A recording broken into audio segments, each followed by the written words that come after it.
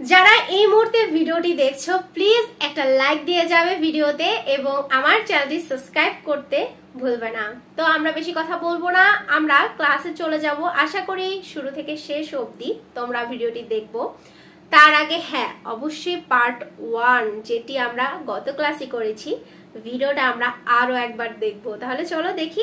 একদিন একটি লোভী কুকুর একটি কসাইয়ের দোকান থেকে এক টুকরো মাংস চুরি করলো। তা দেখে কসাই তার পেছনে তাড়া করলো। কার পেছনে? কুকুরের পেছনে। কিন্তু কিছু দূর পর্যন্ত গিয়ে সে তার নিজের দোকানে ফিরে এলো। কে ফিরে এলো? সে বলতে কসাইকে মিন করা হচ্ছে, ঠিক আছে? কসাই তার দোকানে ফিরে এলো, যেহেতু দোকানটা ফাঁকা পড়ে আছে, এক টুকরো মাংস নিয়ে গেছে, তার পেছনে পিছনে দৌড়াবে, কিন্তু দোকানে তো অনেক মাংস আছে, সেগুলো কে দেখবে? এর জন্য দোকানে ফিরে চলে এসেছে। তো দেখো তারপরে এদিকে কুকুরটি ভীষণ ভয়ে ছুটতে লাগলো।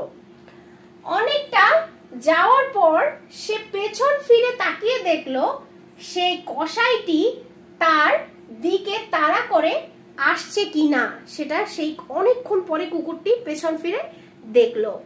দেন কি হলো দেখো, কাউকে না দেখে সে আস্তে আস্তে হাঁটতে লাগলো। কিছুক্ষণ পরে পৌঁছলো ছোট্ট একটা নদীর কাছে।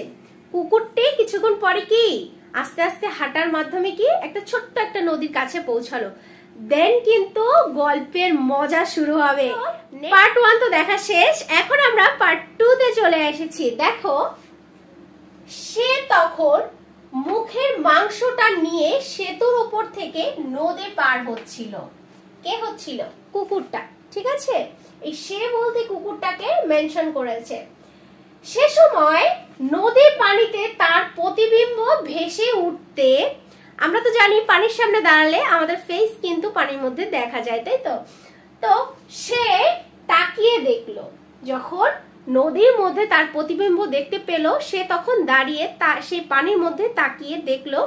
তো দেখো তারপরে কি, লোভী ও বোকা কুকুরটা নিজের প্রতিবিম্বকে অন্যের মাংস মুখে অন্য একটি কুকুর মনে করলো। সেই মাংসের টুকরোটাও পেতে খুব লোভ হলো। সে এবার কিছু চিন্তা না করেই নদীর পানিতে ঝাঁপিয়ে পড়লো, আর সঙ্গে সঙ্গে নদীর স্রোত তাকে ভাসিয়ে নিয়ে গেল। লোভী কুকুরটা মাংসের টুকরোটার সাথে সাথে মূল্যবান প্রাণটাও হারালো। তো এটার মূল কথা অর্থাৎ নীতি কথা কি বোঝানো হয়েছে গল্পটা দ্বারা? দেখো, অতিরিক্ত লোভ মানুষের সর্বনাশের কারণ। অতিরিক্ত লোভ মানুষকে ধ্বংস করে দেয়, পিশাচ বানিয়ে দেয়। অতিরিক্ত লোভ তাই আমরা করব না। যতটুকু রয়েছে ততটুকু নিয়ে সন্তুষ্ট থাকার চেষ্টা করব, ঠিক আছে? তো এই গল্পটা দ্বারা কিন্তু আমরা মূল যে বিষয়টা অনেক কিছু শিখতে পেরেছি, মূল্যবান কিছু জিনিস জানতে পেরেছি, শিখতে পেরেছি যে লোভ মানুষকে ধ্বংস করে, লোভে মানুষের পতন ঘটে। তো যাই হোক, শুধু মানুষ না, যে কোনো পশু পাখি, যে কোনো কিছু, ঠিক আছে? তো যাই হোক, আশা করি গল্পটা তোমাদের ভালো লেগেছে এবং কি এরকম ভাবে অল টাইম সাপোর্ট করে যাবে, এতটুকুই তোমাদের কাছে চাওয়া পাওয়া। তো আজকে এই পর্যন্ত, নেক্সটে নতুন একটি গল্প নিয়ে হাজির হয়ে যাব। সবাই ভালো থেকো, সুস্থ থেকো, আল্লাহ হাফেজ।